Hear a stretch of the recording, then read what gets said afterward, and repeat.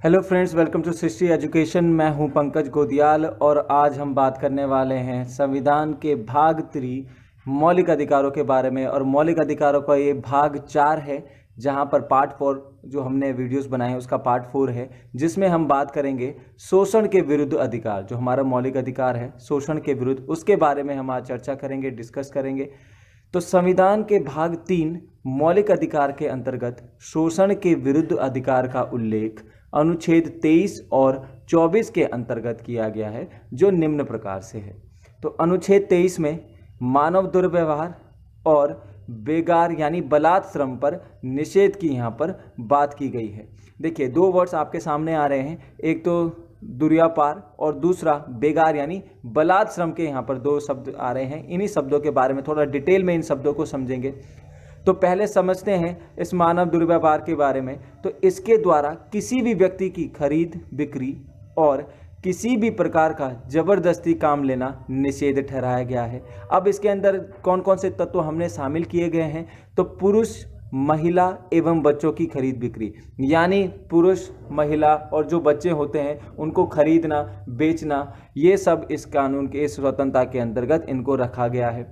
दूसरा, महिलाओं और बच्चों से अनैतिक दुर्व्यवहार करना, ठीक है, यानी महिलाएं और बच्चों से आप किसी गलत तरीके का व्यवहार, एक अनैतिक व्यवहार किया जाना, ये भी रखा गया है। और वेश्यावृत्ति जो है उसको भी इसमें शामिल किया गया है, जो प्रोस्टिट्यूशन है उसे भी इसमें शामिल किया गया है। तीसरा, देवदासी या दास बनाना, आप किसी भी व्यक्ति को देवदासी या किसी भी व्यक्ति को अपना दास नहीं बनाया सकते या आप नहीं बना सकते हो। इसी कानून के अंतर्गत हमने 1956 में एक अनैतिक दुर्व्यापार या निवारण अधिनियम बनाया गया था, जो इसकी रोकथाम के लिए हमने ये कानून बनाया गया था। दूसरा, यहाँ पर एक शब्द आया था बेगार या बलात् श्रम। होता क्या है? तो बिना पारिश्रमिक के जबरन काम कराना, ठीक है, यानी कि जब किसी व्यक्ति के इच्छा के विरुद्ध उसे कार्य किया जाए या उसके इच्छा शक्ति के विरुद्ध कोई काम लेना, उससे कार्य कराना, कोई काम कराना, वो क्या हो जाता है? बलात् श्रम के अंतर्गत आता है। दूसरा, बंधुआ मजदूरी पर रोक, ठीक है। बंधुआ मजदूरी का मतलब होता था, ये ज़्यादातर पहले होता था बंधुआ मजदूरी, जब किसी साहूकार जमींदार के द्वारा किसी व्यक्ति का शोषण किया जाता था और ज़बरदस्ती उस व्यक्ति को भी और आने वाली उसकी कई पीढ़ियों को भी उसी व्यक्ति के यहाँ पर क्या करना पड़ता था? काम करना पड़ता था। तो वो बंधुआ मजदूरी कहलाती थी, ठीक है। तो इस तरीके से आप किसी व्यक्ति से बंधुआ मजदूरी भी नहीं करा सकते हो। क्या क्या कानून हमने बनाए इस बंधुआ मजदूरी के लिए? तो 1948 में न्यूनतम मजदूरी अधिनियम भी बनाया गया। देखिए, न्यूनतम मजदूरी मदेगा यानी जिस व्यक्ति को अगर कोई काम पर रखा जा रहा है तो कम से कम उतना पारिश्रमिक तो उसे मिलना ही चाहिए, ये प्रावधान इसमें किए गए थे।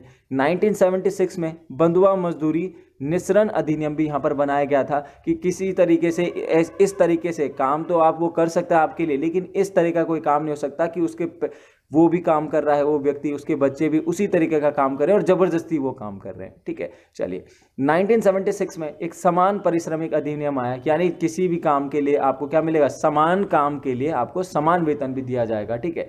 तो ये अधिनियम भी लाया गया। चलिए, बात करते हैं अनुच्छेद 24 के बारे में।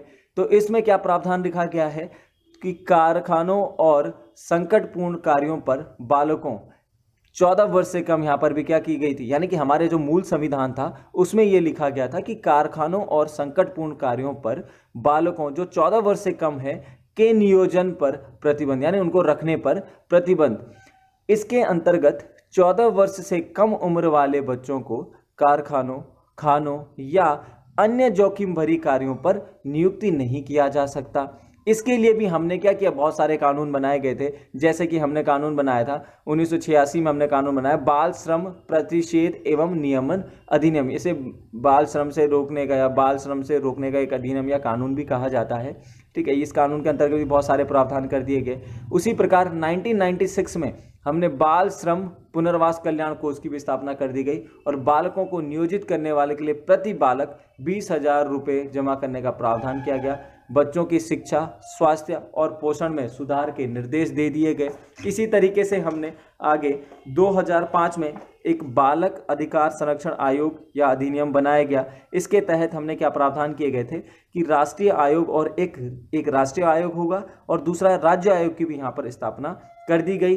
काम क्या था इनका, तो बालकों के विरुद्ध अपराधों और उनके अधिकारों में हुए हनन को शीघ्र विचार करेगा। यानी जो ये आयोग था, किसी भी बालक के विरुद्ध अगर कोई अपराध है, ठीक है, कोई अपराध हो रहा है बालकों के विरुद्ध, तो उनके जो अधिकार हैं, उनके अधिकारों का अगर हनन हो रहा है तो उस पर शीघ्र विचार करेगा और उस पर शीघ्र कार्रवाई करेगा। इसी तरीके से बाल श्रम संगठन हमने जो था उसमें 2016 में संशोधन किया गया और कहा गया कि इसके अधिकार 14 वर्ष से जो कम उम्र के बच्चे हैं उनको किसी भी जो भयंकर काम होता है या उससे जो चीज़ें होती हैं उनको क्या कर दिया, रोक लगा दी जाए, वो काम नहीं कर सकते हैं। तो हमने पहले प्रावधान रखा गया था कि पहली बार कोई करता है तो 6 माह से 2 वर्ष की उसको सज़ा दे दी जाएगी, 20 से 50,000 तक वो क्या करेगा, जुर्माना लगाया जाएगा, ठीक है। लेकिन अगर वो दोबारा अगर यही अपराध करता है तो उसके लिए हमने 1 से 3 वर्ष तक का भी यहाँ पर